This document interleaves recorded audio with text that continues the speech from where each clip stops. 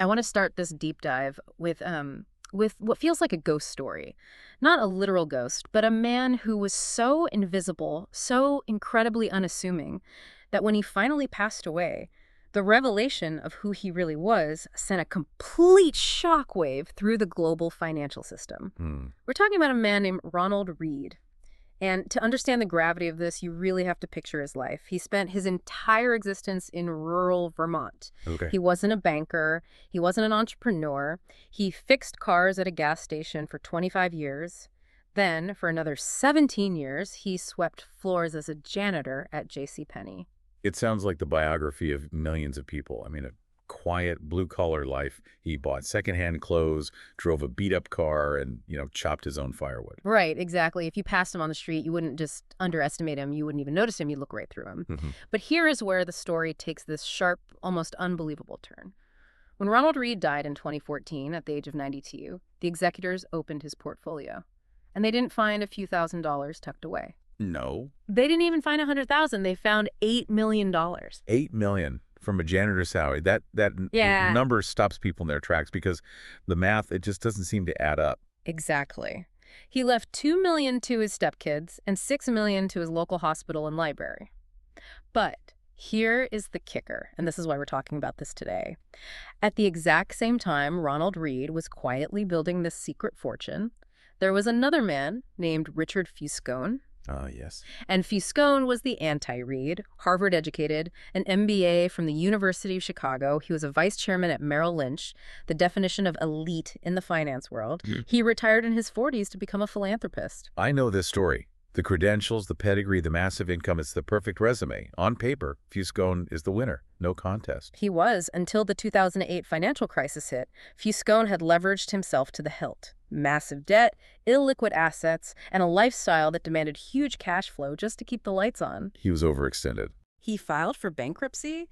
The judge ordered him to sell his Palm Beach mansion, which had an elevator and 2 swimming pools, by the way, for pennies on the dollar. He lost everything. And this brings us to the core mystery, doesn't it? The glitch in the matrix that we need to solve today. How does a rural janitor with zero financial education outperform a Harvard MBA who ran a major financial institution? I mean, think about that. In what other industry is that even possible? It's not. A janitor cannot perform heart surgery better than a Harvard doctor. Right, and a janitor certainly can't design a skyscraper better than a trained architect. You can't just luck your way into building a bridge. But in finance, it happens. And it happens frequently enough that we have to ask why. And it suggests that financial success is not a hard science like physics or engineering. It's not a math problem. It's not a math problem where there's one correct answer. No. Finance, and specifically wealth accumulation, is a soft skill. It is a behavioral game. This is what we're focusing on for this session, the psychology of money. We aren't looking at spreadsheets today. We are looking at the invisible rules that separate the 1% from everyone else. We're calling this concept your financial DNA. Okay, so let's define that clearly for everyone listening. When we say financial DNA, what are we actually talking about? We're saying that how you behave matters significantly more than what you know. You can have a PhD in economics, you can know all the formulas for option pricing, but if your financial DNA is wired for impulsivity or for status seeking or panic, you will end up broke. It's almost unavoidable. It is unavoidable. Conversely, like Ronald Read, you can be a janitor with patience and discipline just woven into your DNA, and you can build an empire. So our mission today is to break down these invisible rules.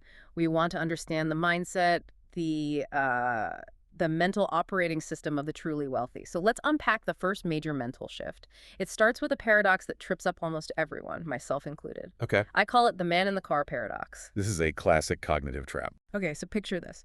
You're walking down the street, or maybe you're driving your practical, reliable car, and a bright red Ferrari pulls up next to you. The engine revs. It's sleek, it's loud, it just screams, "I have made it." What's the first thing you do? You look at the car. That's the instinct. I look at the car, and usually my brain goes, wow, that guy driving that car, he's got it made. He is wealthy. I wish I was him. But here is the paradox, and it's crucial for understanding the difference between being rich and being wealthy. When you see that Ferrari, you don't actually respect or admire the driver. You don't know the driver. You might even think he's a bit of a show-off. Right. What you're actually doing is imagining yourself in the driver's seat. You are projecting your own desire for status onto that object. That's fascinating. So the driver thinks he's buying respect. He thinks he's signaling, I am important, but he's really just buying a mirror for other people's fantasies. Precisely. But there's a deeper, more dangerous layer here. When you see a person driving a $200,000 car, what is the only data point you know for a fact about their finances? Well, I know they have a nice car. No. The only thing you know for a fact is that they have $200,000 less than they did before they bought the car. Or, more likely, they have $200,000 more in debt. Ah. We tend to judge wealth by what we see. We see the cars, the houses, the Instagram photos of vacations in Dubai. But that isn't wealth, that is riches. Okay, I want to push back on this slightly because I think a lot of listeners might be thinking, wait, isn't the point of having money to buy nice things? Are we just saying we should hoard cash and never enjoy it? Not at all. It's about understanding the definition. We need to distinguish between rich and wealthy. Rich is current income. It's cash flow. It's the ability to spend money right now to show off. So a high salary makes you rich. A high salary makes you rich. A bonus makes you rich.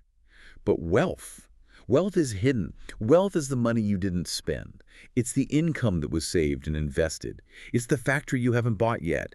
It's the option to buy something later. So wealth is essentially potential energy. Exactly. It's unspent power. And that is a hard sell for the human brain. We are wired to value what we can see. It's hard to admire someone's bank account statement because you never see it. You can't drive a brokerage account. You can't drive a brokerage account. You can't wear a 401k to a party. Yeah. So we default to visual cues, which are, well, often misleading. And that's the trap that caught Richard Fiscone, isn't it? He looked the part. He had the mansion with the elevator. He was rich, Yeah. but he wasn't wealthy in the psychological sense. He had high income but low resilience. And spending money to show people how much money you have is the fastest way to have less money. It sounds so obvious when we say it out loud. It does, but the vast majority of people, even high earners, live their lives trying to look wealthy rather than actually becoming wealthy. The elite understand that silence is profitable. Ronald Reed wore flannel shirts. He didn't need you to know he had $8 million. The security and the freedom that money provided, that was enough for him. He didn't need the validation of strangers. That is a superpower. Yeah. Being able to disconnect your ego from your spending is the first step in mastering your financial DNA. Okay, so step one is realizing that the appearance of wealth is often a mask for debt or insecurity. But let's move to the mechanics. Once you stop buying Ferraris to impress people you don't like, and you actually keep the money, what happens next? How does a janitor turn a minimum wage into $8 million? This brings us to the most powerful force in finance. Einstein reportedly called it the eighth wonder of the world. We're talking about compounding. And there is no better case study for this than Warren Buffett. Everyone talks about Buffett. Buy low, sell high. Value investing. We obsess over his stock picks. We look at the 13F filings to see what he's buying today. We do. And there are thousands of books analyzing his stock picks. But very few people analyze the one factor that actually matters most, his time in the market. Time. Let's look at the math because it is staggering. Warren Buffett is currently worth, give or take, over $100 billion. But do you know when he accumulated the vast majority of that net worth? I'm guessing he was successful early, but the big numbers, they obviously came later just due to the size of the pot. He started investing when he was 10 years old. He was a serious investor by the time he was 30 with a net worth of about $1 million.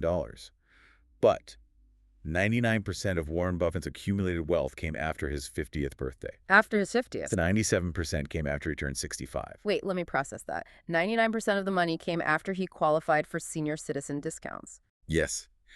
And here is the what-if scenario that blows people's minds. Yeah. Imagine if Warren Buffett was a normal guy. Imagine he spent his 20s traveling and finding himself. Imagine he started investing at 30, like a responsible adult. And then imagine he retired at 60 to play golf. Okay. Even if he's just as good at picking stocks, getting those same incredible annual returns, do you know what his net worth would be today? I assume it would still be in the billions, maybe 10 or 20 billion instead of 100. Not even close. If he started at 30 and quit at 60, his net worth would be roughly $11.9 million. From 100 billion down to 11 million, that's a literal rounding error in his current fortune. So you're saying if he retired at 60, he's just a rich dentist in Omaha and nobody even knows his name? Exactly. He's a nobody in the history books. Hmm. The difference between being a rich guy in Omaha and being Warren Buffett isn't his stock picking. It's the time. It's the fact that he has been letting that snowball roll for 3/4 of a century. That's the secret. That is the secret of compounding. But if the math is that simple, just start early and don't stop. Why is it so hard? Why don't more people do it? Because of the boring middle. We think linearly, 1, 2, 3, 4. But compounding is exponential, 2, 4, 8, 16, 32. Yeah. At the beginning, the gains are tiny.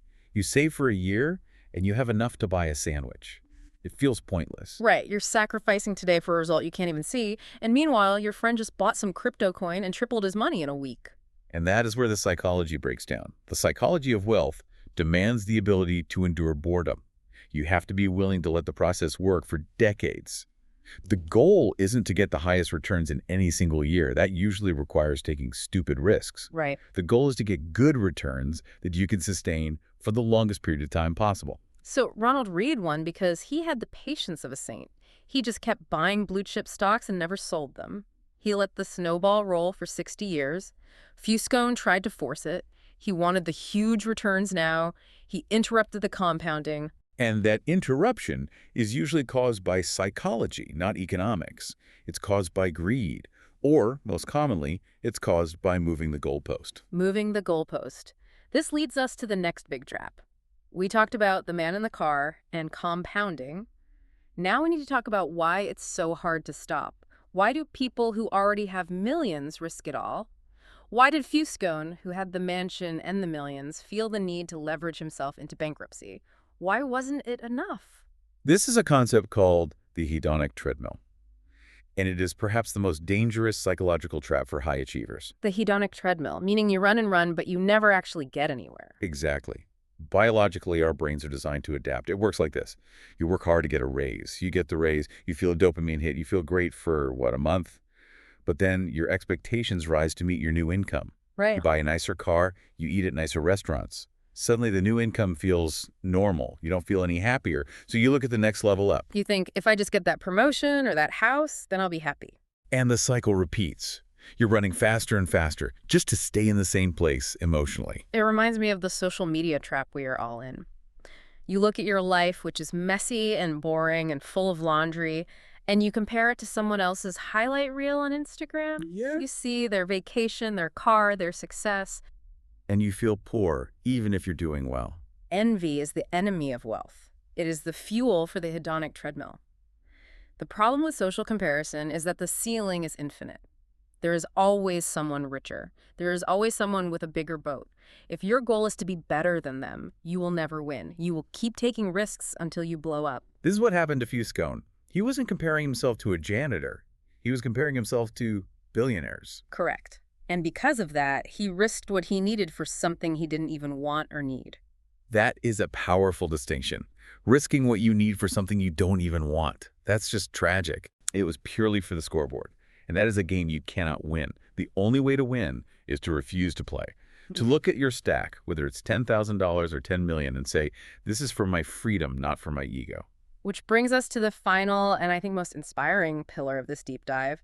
If we aren't chasing Ferraris and we aren't chasing a higher number just to beat our neighbor, what are we doing? What is the point of the discipline? What is the ultimate dividend of wealth? Freedom. It's that simple. The highest dividend money pays is not 4% or 8%.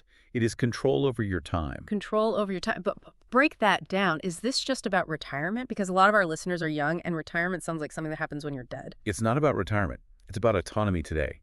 Think about the common denominator of happiness. It's not stuff. The new car smell fades. The big house just means more rooms to clean and higher taxes.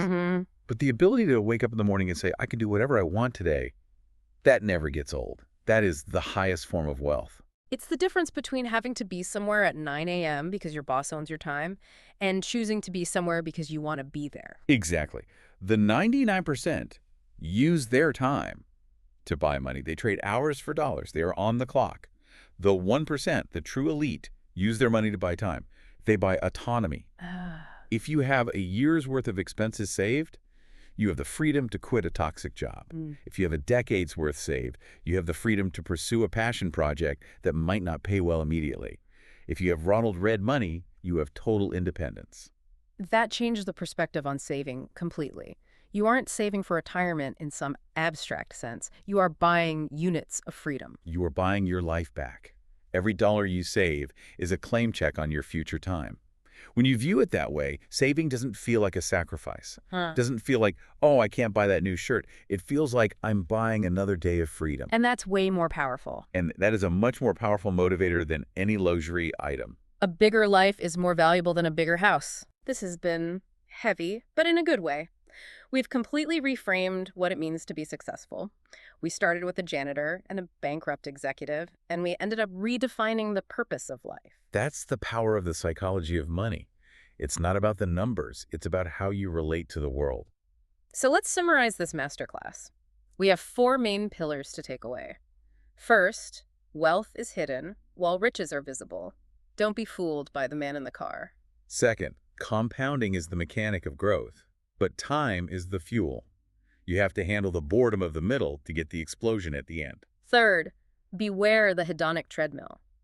If you don't define enough, you will never stop running, and you might trip and lose everything, just like Fuscone. And finally, the goal is freedom. Autonomy over your own life is the ultimate asset. That's the blueprint. If you can master those 4 psychological pillars, the math takes care of itself. The money follows the mindset. You don't need to be a genius. You don't need a Harvard MBA. You just need to control your behavior. It is simple, but it is not easy. It requires going against every instinct that marketing and society have drilled into you, but the reward is worth it. Absolutely. So here's the challenge for everyone listening.